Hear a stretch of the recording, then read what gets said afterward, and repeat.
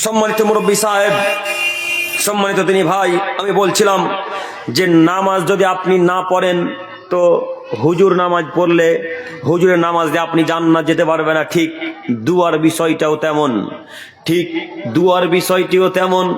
যদিও আপনারা হয়তোবা শুনেছেন, আপনার ভাই MA পাস ছাত্র।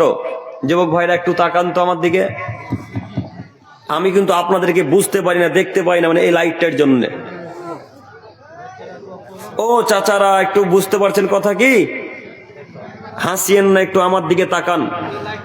আপনাকে আমি অনুরোধ করে বলছি, একটু আমার দিকে দেখেন যে যার সালাত তাকে আদায় করা লাগে, দুয়া ঠিক ওইভাবেই করা লাগে পিতামাতার জন্য। তো আপনার ভাই MA পাস ছাত্র, আপনার ভাইয়ের অ্যারাবিক জ্ঞান নেই। একটু মনোযোগ দিয়ে কথাটা শ্রবণ করেন। আপনার ভাই MA পাস ছাত্র, আপনার ভাইয়ের অ্যারাবিক জ্ঞান নেই, আপনার ভাই আরবি বাক্যও বোঝে না, কোরআনের তর্জমাও বোঝে না, ও ইসলামিক কোনো কথাই বোঝে না। তো আপনার ভাইয়ের খুব কষ্ট হয়েছে যে আমার বাপের মরালো আজকে 20 বছর, আমার বাপের একটু কবর জিয়ারত করতে হবে। তাই তোমার ভাই যুবক হুজুরের খোঁজ করতে শুরু করেছে, হুজুর তলাশ করতে শুরু করেছে। হুজুরের খোঁজ করতে করতে করতে তোমাদের ইমাম সাহেবের কাছে চলে এসেছে।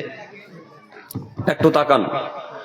হুজুরের খোঁজ করতে করতে ইমাম সাহেবের কাছে এসে ইমাম সাহেবকে বলছে, ইমাম সাহেব, আমার আব্বুর মরা হলো আজকে এত বছর, আমার আব্বুর জন্য আমি তো দোয়া করতে জানি না, চলেন একটু আমার আব্বুর জন্য দোয়া করে দিবেন।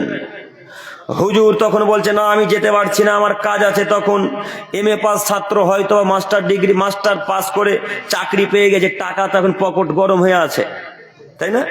যখন হুজুর বলেছে না যেতে পারবো না, তখন পকেট থেকে 1000 টাকা বের করে দেয়। হুজুরকে বলছে, এই না 1000 টাকা, এখন তো যাবেন। তখন হুজুর বলছে, হ্যাঁ এখন তোমার সেরে কা বেদাত যা করতে বলবে সব করে দেবো, চলো তোমার বাপকে জান্নাতে ভরে দিয়ে চলে আসবো, দোয়া করা তো বহু দূরের কথা। তো হুজুরের সাথে সাথে ছেলেটাও গেছে। ওই ছেলেটা MA পাস ছাত্র, বাপের মরা হলো আজকে 20 বছর, আজ পর্যন্ত বাপের কবরের নিকটের কাছে যাই, কবরের কাছে ধারে কাছে যায়নি, তো কবর চিনতে পারে না। অনেক দিন মরা হয়ে গেল, একটা নিম গাছ বা আম গাছ, জাম গাছ বেরিয়ে গেছে। অনেক দিন যদি কোনো জায়গায় যাতায়াত না হয় তো সেখানে গাছগালা, গাছ গোছালি বেরিয়ে যায়, বেরোয় না? তো আপনার আব্বুর কবরের উপরে হয়তো বা নিম গাছ বা আম গাছ, জাম গাছ, কোনো একটা গাছ বেরিয়ে গেছে। মাস্টার পাস ছাত্রটা তার আগের দিন গিয়ে বাপের কবরকে দেখে এসেছে। তখন হুজুর বলছে, হুজুর ওইটা আমার বাপের কবর, আম গাছ বেরিয়ে আছে, ওটাই আমার বাপের কবর, 20 বছর মরা হলো, ওটাই আমার বাপের কবর। হুজুর বলছে, চলো তোমার আব্বার জন্য দোয়া করি। হুজুরের সাথে MA পাস ছাত্রটা দোয়া করতে গেছে। দোয়া করতে করতে দুইজনে এক পর্যায়ে হাত তুলে দিয়েছে। একটু তাকান। দোয়া করতে করতে দুইজনে এক পর্যায়ে হাত তুলে দিয়ে হুজুর আরবি বাক্যে কথা বলতে শুরু করেছে।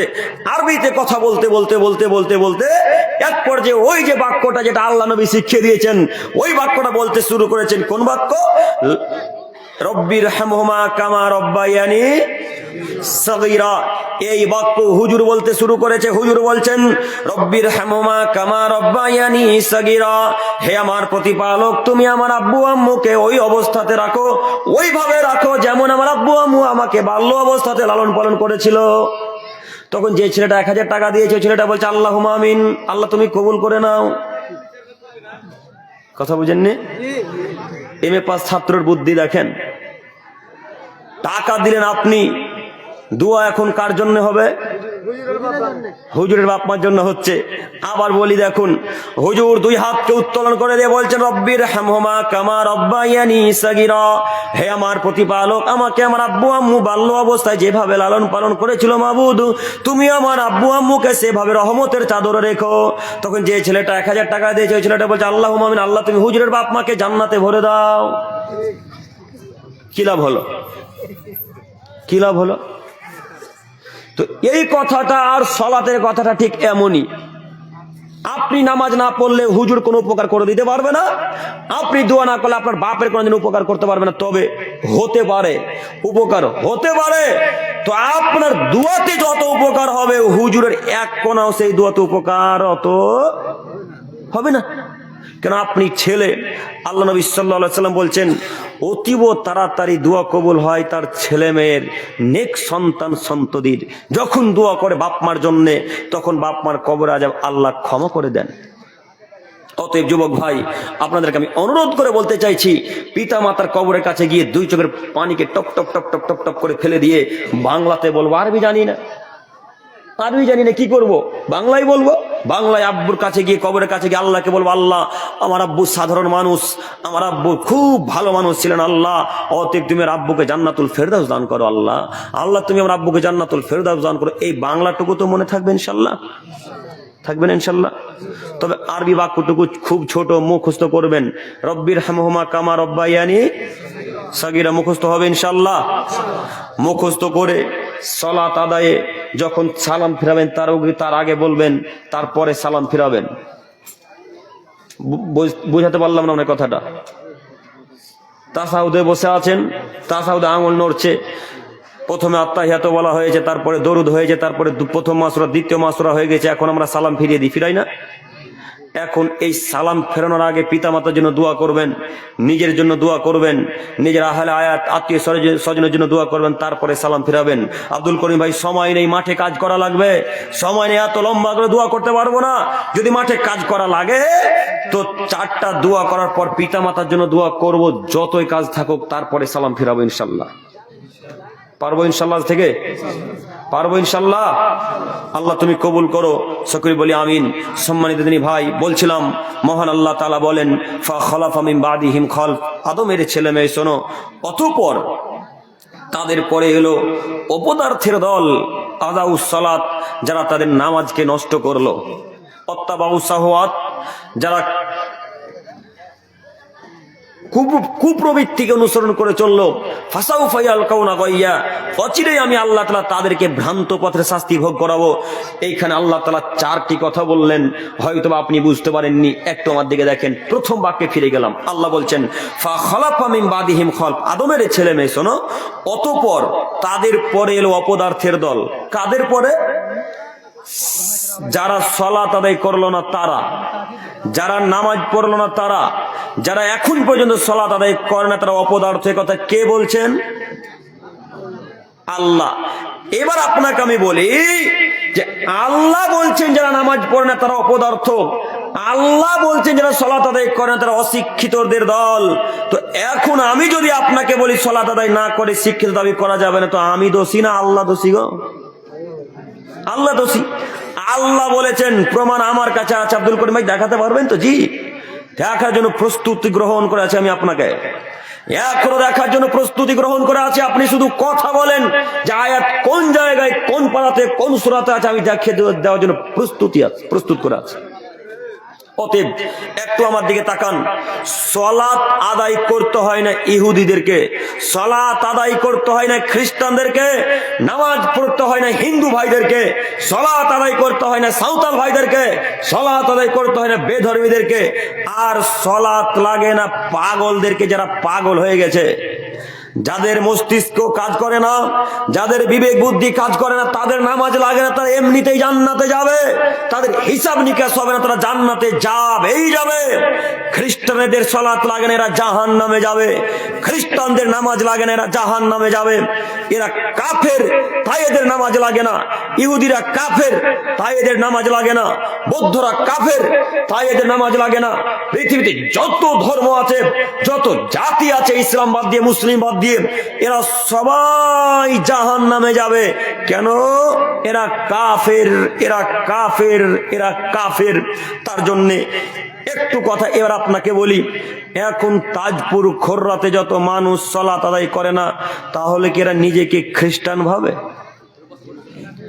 এখন তাজপুর খোররাতে যত মানুষ সালাত আদায় করে না, তাহলে কি এরা নিজেকে ইহুদি ভাবে? তাজপুর খোররাতে এখন যত মানুষ সালাত আদায় করে না, তাহলে কি এরা নিজেকে অমুসলিম ভাবে?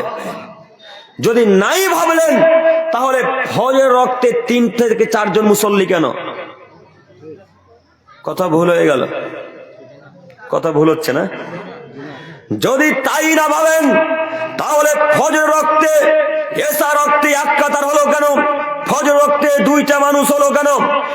এই কথাই প্রমাণ করে তাজপুর খররা থেকে মুসলমান হিসেবে বসবাস করে না। শুধু তাজপুর খররা কেন, পৃথিবীতে যেখানে যারা মুসলিম হিসেবে বসবাস করছে যদি সালাত আদায় না করে, এরা কেউ মুসলিম নয়, এরা কেউ মুসলিম নয়, এরা কেউ মুসলিম নয়। মুসলিম মানে আল্লাহ এবং তার রাসূলের কথা মেনে নিতে হবে। মুসলিম মানে 5 ওয়াক্ত সালাত আদায় করা লাগবে। মুসলিম মানে আল্লাহ এবং তার রাসূলের বাণীকে গ্রহণ করে নিতে হবে। সম্মানিত দিনী ভাই, সম্মানিত মা ও বোন, আপনাকে আমি অনুরোধ করে বলি, তাজপুর খররাতে মুসলিম হিসেবে যদি বসবাস করতে হয় তাহলে সালাত আদায় করে মুসলিম দাবি করা লাগবে। আজকে যদি মুসলিম দাবি করেন তাহলে সালাত আদায় করার পর মুসলমান বলতে হবে। সালাত আদায় করে নিজেকে মুসলিম দাবি করা লাগে, সালাত আদায় করে নিজেকে মুসলমানের বাচ্চা মুসলমান বলতে হয়। আপনি এমন মুসলমান, কেমন মুসলমান? আপনি শুধু গোশত খাওয়া মুসলমান, শুধু গরুর মাংস খাবেন, তার জন্য বলছেন আব্দুর রহমান। শুধু গরুর মাংস খাবেন, তার জন্য নাম রেখেছেন আব্দুল করিম। শুধু গরুর গোশত খাবেন, তার জন্য নাম রেখেছেন আব্দুল সাত্তার। শুধু গরুর মাংস খাবেন, তার জন্য নাম রেখেছেন আব্দুর রহমান। তাছাড়া অন্য কোনো আপনার গুণ নেই, তাছাড়া কোনো আপনার গুণ নেই, তাছাড়া আপনার গুণ নেই। তাজপুর খোররার মানুষকে আজকে বলে যাচ্ছি, আজকে বলে দেন তাজপুর খোররাতে হিন্দু হিসেবে বসবাস করছি, আজকে বলে দেন তাজপুর খোররাতে খ্রিস্টান হিসেবে বসবাস করছি, আজকে বলে দেন তাজপুর খোররাতে ইহুদি নাসারা বৌদ্ধ হিসেবে বসবাস করছি। আজকে কোনো মায়ের বেটা যদি বলে দিতে পারে যে তাজপুর খোররাতে হিন্দু হিসেবে বসবাস করছি, খ্রিস্টান হিসেবে, বৌদ্ধ হিসেবে, নাসারা হিসেবে বসবাস করছি, কেউ যদি বলে দেয়, তাহলে জিন্দেগিতে তাজপুর খোররার মানুষকে আর বলবো না যে মুসলমান হয়ে যান, নামাজ পড়েন, জিন্দেগিতে বলবো না। আবারও বলে যাচ্ছি, আজকে নাম পরিবর্তন করেন, আজকে নাম রাখতে হবে হরে কৃষ্ণ, আজকে নাম রাখতে হবে জন, আজকে নাম রাখতে হবে হিন্দুদের, আজকে নাম রাখতে হবে খ্রিস্টানদের, আজকে নাম রাখতে হবে বেধর্মীদের। অমির বাস্কির রাখতে হবে, অমির বাস্কি হলো সাঁওতালদের নাম, বাস্কির টুডু হলো সাঁওতালদের টাইটেল, সাঁওতালদের নাম। আজকে লেখা দেন আব্দুর রহমানকে কাটিয়ে আধার কার্ডে, আজকে লেখা দেন আব্দুর রহমান আমি নই, আমি অমির বাস্কি সাঁওতাল হিসেবে বসবাস করছি। এই তাজপুর খোররাতে কেউ যদি বলে দেয়, জিন্দেগিতে ওই মায়ের বেটাকে আর বলবো না যে নামাজ পড়ো, জিন্দেগিতে বলবো না। কেন? কোনোদিনও খ্রিস্টানকে বলা যায় না যে নামাজ পড়ো, কোনোদিনও হিন্দুদেরকে বলা যায় না যে নামাজ পড়ো, ততক্ষণ পর্যন্ত বলতে পারবেন না যতক্ষণ মুসলিম না হয়েছে। কথা বুঝতে পারছেন কি আপনারা? আজকে যদি মুসলিম দাবি করেন তাহলে কি করা লাগবে? কথা বলেন একটু। 5 ওয়াক্ত সালাত আদায় করা লাগবে। আমার বিশ্বাস 99% মানুষ সালাত আদায় করে না, এটা আমার ধারণা, আল্লাহু আলাম, তবে আল্লাহ ভালো জানেন। আমার বিশ্বাস 99% যুবক, 99% মানুষ সালাত আদায় করে না, এটা আমার ধারণা, আল্লাহু আলাম, আল্লাহ ভালো জানেন। তবে বলি, নামাজ যদি না পড়েন পরকালের আশা রাখিয়েন না, নামাজ যদি না পড়েন পরকালের আশা রাখিয়েন না। নামাজ না পড়ে পরকালের আশা করা যায় না, সালাত আদায় না করে পরকালের আশা করা যায় না। সম্মানিত মুরব্বী সাহেব, সম্মানিত দিনী ভাই, একটু মাথাতে কথা রাখবেন, একটু মাথাতে একটা কথা রাখবেন। কিয়ামতের মাঠে আল্লাহ যখন বিচার করতে বসবেন, কিয়ামতের মাঠে আল্লাহ যখন বিচার করতে বসবেন, তখন সর্বপ্রথম যার হিসাব নিকাশ নিবেন সেটা হলো সালাতের। সর্বপ্রথম আল্লাহ যখন বিচার নিবেন তখন সেই বিচারের নাম হলো সালাত, হিসাব নিকাশ হবে সালাতের। আব্দুল করিম ভাই, আপনি অন্য আরো একদিনের আলোচনায় বলেছিলেন যে আল্লাহ কিয়ামতের মাঠে সর্বপ্রথম হিসাব নিকাশ নিবেন 2 প্রতিবেশীর। তো কথা 2 রকম হলো না? জি, আসলে আমি বলেছি এটাও হাদিস, এটাও হাদিস, তাহলে আমার 2টা কথা 2 রকম হলো? জি না, 2টা কথা 2 রকম নয়, কথা এখানে আজকে পরিপূর্ণ করে যাচ্ছি। একটু আমার দিকে তাকান। আল্লাহর হিসাবে যখন বিচার হবে, আল্লাহর হকে যখন বিচার হবে, তখন সর্বপ্রথম আল্লাহ তাআলা হিসাব নেবেন সালাতের। আর মানুষের হকের যখন বিচার শুরু করবেন আল্লাহ, তখন সর্বপ্রথম আল্লাহ বিচার করবেন 2 প্রতিবেশীর, তারপরে অন্য কোনো হিসাব, তারপরে গালি দেওয়া, তারপরে অন্যান্য পাপ, তারপরে অন্যান্য পাপ করতে করতে করতে করতে করতে করতে সব থেকে যার শেষে বিচার হবে তারা হলো অত্যাচারী মানুষ, তারা হলো অত্যাচারী মানুষ, তারা হলো অত্যাচারী মানুষ। অত্যাচারীদের হিসাব পৃথিবীর সব থেকে শেষে হবে। অতএব আপনাকে আমি অনুরোধ করে বলতে চাইছি, একটু বিবেচনা করে পৃথিবীর বুকে চলাচল করেন। সম্মানিত তিনি ভাই, একটু আজকের পর থেকে ইনশাআল্লাহ 5 ওয়াক্ত সালাত আদায় করব, ইনশাআল্লাহ, ইনশাআল্লাহ। আর জিন্দেগিতে সালাত ত্যাগ করব না, ইনশাআল্লাহ। পারবো না করতে? পারবো তো ইনশাআল্লাহ সালাত আদায় করতে? ইনশাআল্লাহ। আল্লাহ তুমি আমাদেরকে কবুল করে নাও। সকলে বলে আমিন। সকলে বলি আমিন আমিন। সম্মানিত দিনী ভাই, এরপরে আয়াত, ওই যে প্রথম বাক্যে বললাম, একটা লোক প্রশ্ন করে বলল যে সালাত আদায় না করলে জাহান্নামে যেতে হবে, এর প্রমাণ কি? বলেছিলাম না? কথা মনে রাখিয়েন। এবার দেখেন প্রমাণ পেশ করছি। আমাকে আপনাকে যখন জাহান্নামে নিয়ে যাওয়া হবে, যদি আমরা জাহান্নামী হই তো আমাদেরকে জাহান্নামে নিয়ে যাওয়া হবে। জাহান্নামে নিয়ে যেতে যেতে যেতে যেতে জাহান্নামের গেটম্যানের কাছে যখন আমাদেরকে হাঁকিয়ে লাঠি চার্জ করতে করতে নিয়ে আসা হবে, তখন জাহান্নামের যিনি গেটম্যান তিনি জিজ্ঞাসা করবেন সমস্ত জাহান্নামীদেরকে কেন্দ্র করে, সমস্ত জাহান্নামীদেরকে উদ্দেশ্য করে একটা আরবিতে বাক্য বলবেন, মা সালাকাকুম ফি সাকার, মা সালাকাকুম ফি সাকার। ও জাহান্নামীরা, তোমরা কেন জাহান্নামে এসেছো একটু বলো না, কেন জাহান্নামে এসেছো একটু বলো। তখন সমস্ত জাহান্নামবাসীরা এক বাক্যে উত্তরে বলবেন, ক্বালু লাম নাকু মিনাল মুসাল্লিন, আমরা সালাত আদায় করতাম না, এই কারণে আমরা জাহান্নামে এসেছি। প্রমাণ মিলল কি? কিসের জন্য আমরা জাহান্নামে এসেছি? সালাত আদায় করতাম না এই কারণে। আর কিসের জন্য? ওয়ালাম নাকু নুতইমুল মিসকিন, আমরা ফকির মিসকিনকে খাদ্য খেতে দিতাম না, এই কারণে আমরা জাহান্নামে এসেছি। এরপরে আরো কারণ আল্লাহ পেশ করেছেন। আমি এখানে সালাত, নামাজ না পড়লে মানুষ জাহান্নামে যাবে। তাই আমি আপনাকে বলতে চাইছি, পৃথিবীতে যতদিন বসবাস করবেন যে কোনো মূল্যে সালাত আদায় করার চেষ্টা করেন। সম্মানিত মুরব্বী সাহেব, আমি আপনার ছেলের মতো, আপনি আমার কথাতে খারাপ নিয়েন না। সম্মানিত মুরব্বী সাহেব, আমি আপনার ছেলের মতো, আমার কথাকে খারাপ নিয়েন না। আপনার আমি কল্যাণ চাই, আল্লাহি আল্লাহর কসম, আপনি বিশ্বাস করুন, আমি যেমন জান্নাত যাওয়ার জন্য আমল করি বা বক্তব্য রাখি, তেমনি আপনাকে জান্নাতে নিয়ে যাওয়ার জন্য আমি এত জটিল ও কঠিন ভাষা বলি। আপনি আমার কথা খারাপ নিয়েন না। আপনি বিশ্বাস করুন, সালাত ব্যতীত জান্নাত কেউ কাম্য করতে পারে না। সালাত ব্যতীত জান্নাত কেউ কাম্য করতে পারে না। সালাত ছেড়ে দিয়ে, সালাতকে বাদ দিয়ে, নামাজকে বাদ দিয়ে জান্নাতের আশা করা যায় না। সম্মানিত মুরব্বী সাহেব, আসুন না আমরা 5 ওয়াক্ত সালাত আদায় করি। হে আমার প্রিয় দিনী ভাই, হে আমার প্রিয় মা ও বোনেরা, আপনাদের উদ্দেশ্যে বলতে চাইছি, আসুন আমরা 5 ওয়াক্ত সালাত শুরু করে দিই। আজকে থেকেই সালাত শুরু করে দেব। আজকে ফজরের অপেক্ষা করব না, এশা থেকেই সালাত শুরু করব ইনশাআল্লাহ। পারবো ইনশাআল্লাহ? এশা থেকে সালাত শুরু করব ইনশাআল্লাহ। আজকে যে মাহফিল দিয়েছেন, আজকে যে জালসা দিয়েছেন, এতগুলা মানুষের মধ্যে একটা মানুষ যদি গ্রহণ করে নাই, আর এতগুলা মানুষের মধ্যে একটা মানুষ যদি আজকের বক্তব্যতে কোনো মানুষ পরিবর্তন হয়, তাহলে আমরা জানবো আজকের মাহফিল, আজকের জালসা সফলতা লাভ করেছে। আমরা পারবো না যারা সালাত আদায় করি না আজ থেকে সালাত আদায় করতে? প্রিয় দিনী ভাইরা, পারবো ইনশাআল্লাহ? সম্মানিত দিনী ভাই, আপনি হয়তো মনে মনে ভাবছেন যে না, কাল বলছিলাম যে কাল ফজর থেকে হয়তো সালাত আদায়ের কথা বলছেন। তো ভাইয়া, আপনি কি মনে করছেন যে ফজর পর্যন্ত জীবিত থাকবো? আমরা কেউ বলতে পারি ফজর পর্যন্ত বেঁচে থাকবো? জি না, কেউ বলতে পারি না। আমি এখন কথা বলছি, এই চেয়ার থেকে উঠতে পারবো কিনা এতটুকু গ্যারেন্টি দিতে পারি না। তার নাম মত, তার নাম মৃত্যু, তার নাম মালাকুল মাউত আলাইহিস সালাম। সম্মানিত দিনী ভাই, আল্লাহ তাআলা বলেন, লা ইস্তাখিরুনা সাআতান ওয়া লা ইস্তাকদিমুন। আদমের ছেলে মেয়ে শোনো, যখন মৃত্যু ঘনিয়ে আসে তখন 1 সেকেন্ড আগেও হয় না, 1 সেকেন্ড পরেও হয় না। ঠিক যেই সময় আমি আল্লাহ তাআলা নির্ধারণ করে রেখে দিয়েছি, পৃথিবী সৃষ্টির 50,000 বছর পূর্বে যেদিন আমি আল্লাহ তাআলা লিখে দিয়েছি, ঠিক ওই সময়তেই মৃত্যু ঘটবে, ওই সময়তেই মৃত্যু ঘটবে, ওই সময়তেই মৃত্যু ঘটবে। কাজেই আসুন না আমরা আজ থেকে সালাত আদায় করি। পারবো ইনশাআল্লাহ? ইনশাআল্লাহ। সম্মানিত দিনী ভাই,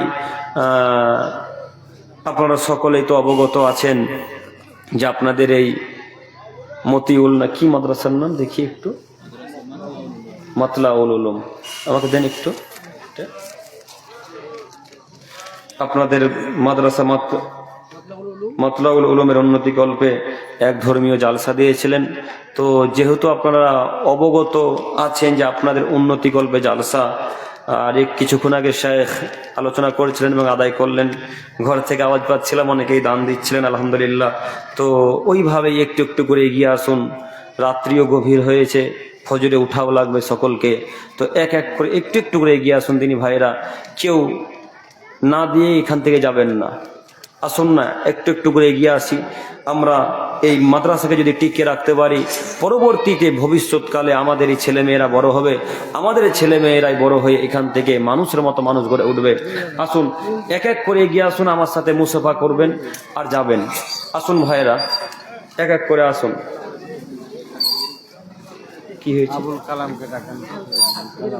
আবুল কালাম সাহেব ভালো আছেন? আবুল কালাম সাহেব, আপনি এই স্টেজের সামনে একটু আসুন, আপনার সাথে সাক্ষাৎ করার আছে। আপনি একটু স্টেজের সামনে আসুন। আর দিনী ভাইরা কেউ না দিয়ে যাবেন না, আর আপনারা দোয়া বলে যাওয়ার চেষ্টা করবেন, দোয়া বলে যাওয়া লাগে। সম্মানিত দিনী ভাই, উঠে যাবেন নাকি? উঠে চলে যাবেন না, দোয়া বলবেন তারপরে যাবেন। সম্মানিত দিনী ভাই আসুন, কেউ যাবেন অবশ্যই 10 টাকা 100 টাকা যে যতটুকু পারবেন দান করে যান। আসুন একটু আসুন, এক এক করে আসুন। একটু দেখে দেন আসসালাম। ভালো সম্মানিত দিনী ভাইয়েরা, আপনারা প্রায় জালসাতে এটা নিয়ম দেখছি যে দানের কথা যখনই বক্তা সাহেবেরা বলে তখনই শুরু চলে যায়। তো আপনারা সব চলে গেলেন, সুর উঠে গেলেন কেন? আপনারা জালসার পরে, দানের পরে জালসা হবে। আর দ্বিতীয় কথা, আপনারা কেউ যায় না, আরো বক্তা আছে, জালসার পরে দেখেন বক্তব্য হবে, এটা দানের পরে। আর দ্বিতীয় কথা আরো একটা, যে আল্লাহ রসুল সাল্লাল্লাহু আলাইহি সাল্লামের গুরুত্বপূর্ণ দুয়াটা থেকে আপনারা মাহরুম হয়ে যাচ্ছেন। কেন উঠে চলে যাচ্ছেন? যে দুয়া বলতে হয়, দুয়া বলার কত ফজিলত কি আপনারা হয়তো অবগত নেই বা জানেন না। আল্লাহ আলাম, আপনারা কেন দুয়া না বলে যে উঠে যাচ্ছেন আমিও বুঝতে পারি না। প্রায় জালসারে একই অবস্থা। দোয়া না বলে কেউ উঠে যাবেন না। দোয়া বলার ফজিলত কত জানেন? একটু মনোযোগ দিয়ে শুনুন কথাটা। দোয়ার ফজিলত, কেউ যদি ওই দোয়াটা উঠার পূর্বে বলে, অর্থাৎ বসে থেকে, কেউ যদি ওই দোয়াটা বসে থেকে বলে,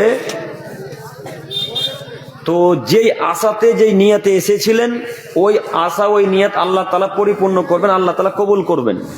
তো আমি আপনি উদ্দেশ্যে এসেছি আমাদের মাদ্রাসা সফল হোক, আমি আপনি উদ্দেশ্যে এসেছি যে জান্নাত যাব, আমি আপনি উদ্দেশ্য করে এসেছি যে পরকালে জান্নাত কিনে নেব, এই উদ্দেশ্যে আমাদের আশা, তাই তো? না অন্য কোনো উদ্দেশ্য আছে? এটাই তো উদ্দেশ্য আমাদের। কথা বলেন একটু, এটাই আমাদের উদ্দেশ্য। তো দোয়া না বলে যে উঠে গেলেন, এখন উদ্দেশ্যটা কিভাবে কবুল করবেন আল্লাহ? আল্লাহ নবী বলছেন উঠার পূর্বে দোয়া বলা লাগে। শর্ত কি বলেন তো? উঠার পূর্বে, অর্থাৎ বসে থেকে দোয়া বলতে হয়, অর্থাৎ বসে থেকে দোয়া বলতে হয়। তো উঠে গেলেন, তো এখন তো কেমন হয়ে গেল, রাসূলের বিরুদ্ধে চলে গেল কথা।